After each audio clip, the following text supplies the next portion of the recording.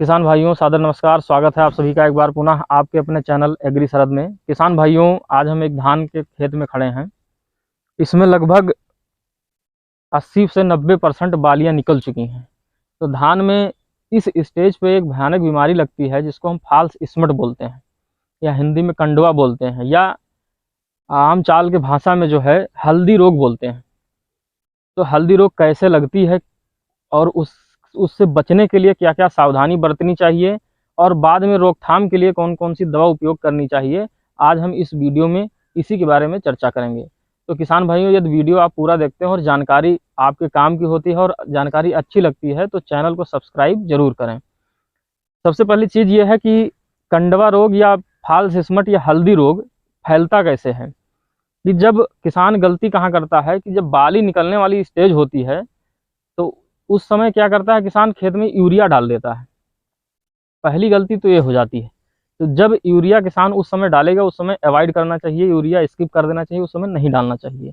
तो उस समय यदि खेत में यूरिया डाल दी जाती है तो पौधों में जो है नरमी आ जाती है, पौधा नरम हो जाता है, मुलायम हो जाता है। इसलिए जो है कोई भी, ये फॉल्स स्मट की ही बात नहीं है, ये कंडुआ की बात नहीं है, ये कोई भी बीमारी हो, कोई भी कीड़ा मकोड़ा हो, इंसेक्ट जो है अटैक कर जाते हैं जब पौधा नरम रहता है।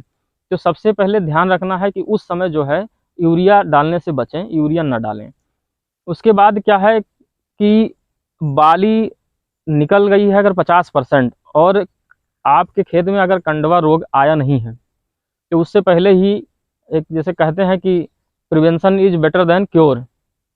तो इसलिए जो है ज़रूरी है कि अगर आपके खेत में बीमारी नहीं आई है और किसी दूसरे बाजू में प्लाट है उसमें लगी है तो वहाँ से हवा के माध्यम से उड़ के चली आएगी। और अगर हम बीज ही जो है इन्फेक्टेड बीज की बुआई कर दिए हैं तब भी बीमारी लग जाती है। तो ध्यान रखना ये है कि अगर आपके खेत में बीमारी नहीं लगी है, बाजू के खेत में लगी है, तो आप सबसे पहले जैसे ही प्लाट पे जाएं देखें कि आपके प्लाट में जो है 50% बालियाँ निकल आई हैं, उसी समय आपको दवा का स्प्रे करना। दवा मैं अभी बताता हूँ, 2 दवा बताऊंगा जिसमें से आप कोई भी स्प्रे कर सकते हैं। और उसके बाद में दूसरा स्प्रे कब करना है कि जब पूरी बाली निकल जाए तब स्प्रे करना है। स्प्रे, हाँ, स्प्रे करते समय आपको ध्यान रखना है कि तेज फुहारा ना बने। जो स्प्रे, जो प्रेशर होता है स्प्रे का, वो स्लो रहे ताकि जो है बालियों पे नुकसान ना हो, क्योंकि उस समय फूल भी रहते हैं, फूल झड़ जाते हैं। बालियों में अगर चोट लग गई तो दाने सही नहीं बन पाते हैं। तो होता क्या है कि हम तो एक रोकथाम के लिए जो है एक बीमारी से बचने के लिए दवा स्प्रे कर रहे हैं, दूसरा उसमें जो है मैकेनिकल जो है इसमें चोट लग जाती है तो उससे भी जो है दाने खराब होते हैं। अब हम बात करेंगे कौन कौन सी दवा आप उपयोग करना चाहिए इस समय। जैसे कि आपके खेत में 50% बाली निकल गई है तो पहला आप क्या करिए कि कॉपर ऑक्सीक्लोराइड 500 ग्राम प्रति एकड़ के हिसाब से और प्लांटोमाइसिन 100 ग्राम प्रति एकड़ के हिसाब से। प्लांटोमाइसिन जो है एक एंटीबायोटिक है और कॉपर ऑक्सीक्लोराइड ये फफूंदनाशक है। और ये जो कंडवा रोग है ये फफूंद जनित ही है, ये एक फंगस ही है। तो 500 ग्राम कॉपर ऑक्सीक्लोराइड और 100 ग्राम जो है प्लांटोमाइसिन, इसको आप 250 से 300 लीटर पानी में बढ़िया से घोल बनाकर और स्प्रे कर दीजिए। ध्यान रहे स्प्रे जो है शाम के टाइम करें तो ज़्यादा बेहतर होगा। हाँ, एक अगर मौसम थोड़ा ख़राब रहे तो स्टिकर ज़रूर मिलाएं, सिलिकॉन बेस।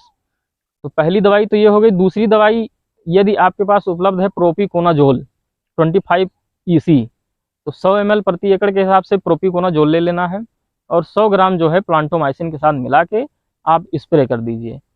तो पहला स्प्रे, ध्यान रखिए, पहला स्प्रे 50% बाली निकलने के बाद और कंडवा रोग आपके खेत में ना आया हो। यदि कहीं एक दो प्लांट में आपको अगर दिख रहा है कि ये रोग आ गया है तो उस प्लांट को आप आसानी से धीरे से उखाड़ के फेंक दें, क्योंकि उसमें जो पाउडर निकलता है वो एक दूसरे पौधों पे फैलाने का काम करता है।